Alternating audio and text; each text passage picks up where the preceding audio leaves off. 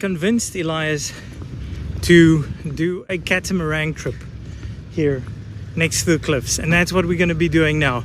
We can actually see the catamaran right in front of us, but we got to get to the harbor to go and catch a ride.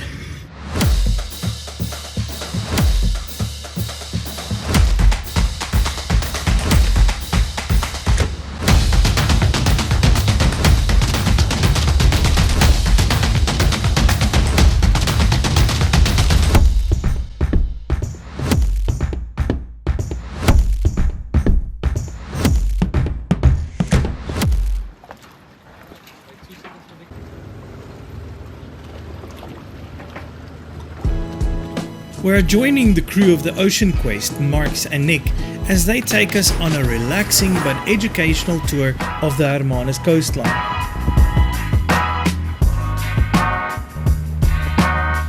This is nice. Now to see if I'm gonna get seasick or not. The Neptune's divers and cruisers offer an eco cruise that sails daily every 2 hours depending on the weather. You can find them in the new harbour of Hermanus or do bookings at their ticket office by the old harbour.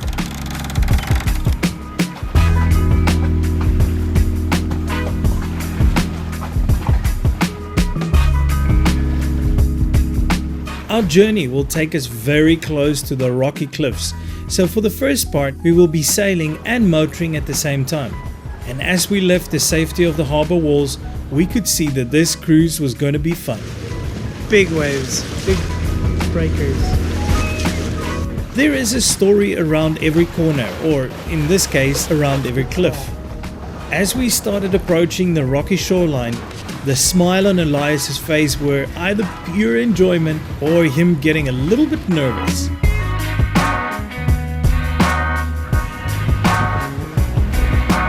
Because everybody fishes from that site, and they brought a lot of PBJs, not PBJs, I mean tomato and whatever.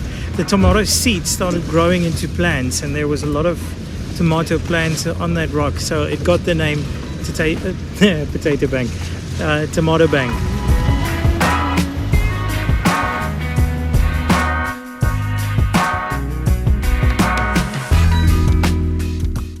In a way, you could say that this was nerve-wracking, no pun intended, but never did we feel unsafe being this close to the rocks.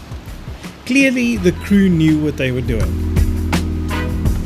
And this is Fix's Pool, or Fix's Restaurant, where we had our cocktails in the previous episode. I must confess, it looks way more spectacular from this side.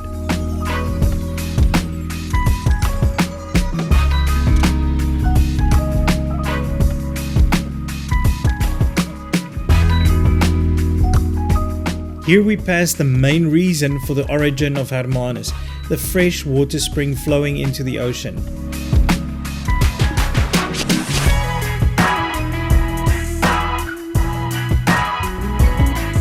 Here you can clearly see the coastal walk that follows the cliffs past the freshwater spring all the way to the beaches.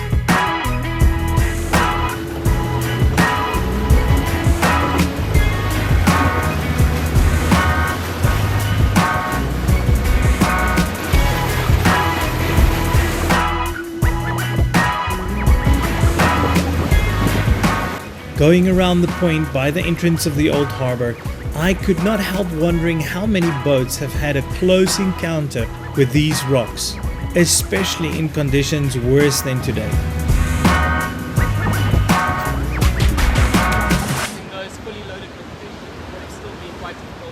And finally, the old harbour.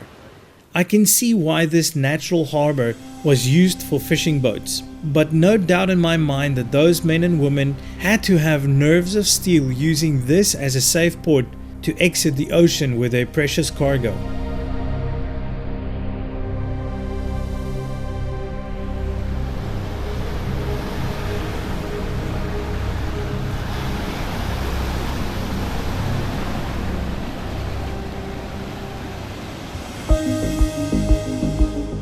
We continue to the eastern side of Hermanus, where the more sandy beaches are.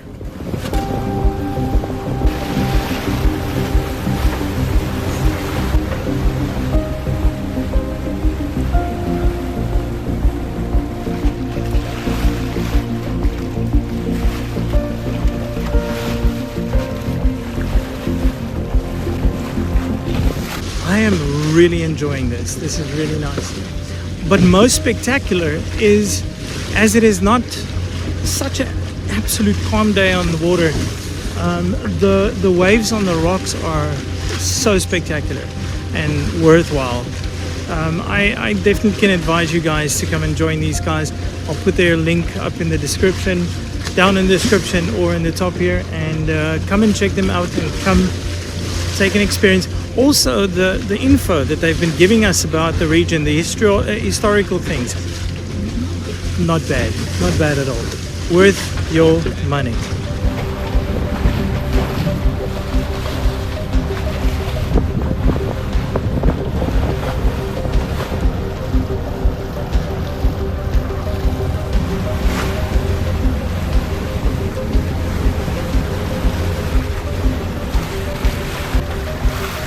Unfortunately, it was time to head back. But this is also the moment that I think all sailors love.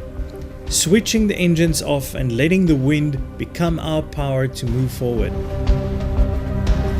The overwhelming peace of piercing through the water invades every part of your body, and for just a moment you shift gears in your mind to relax.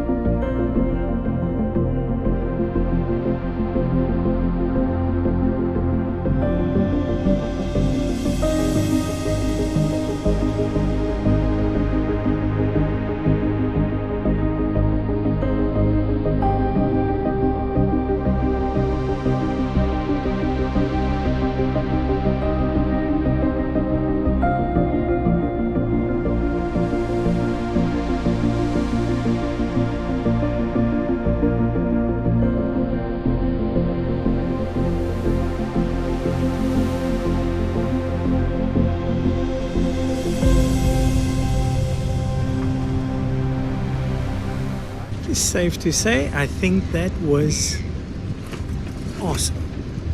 Amazing way to spend the afternoon. What did you think about that? Yeah, it's amazing and so beautiful.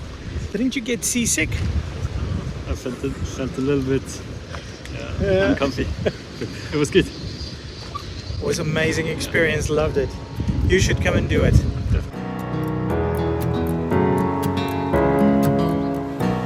And that's it for our quick stop here in Hermanus. I hope you guys enjoyed it. Now, next episode, we're going through to Cape Town and have a couple of adventures there. See you guys next time.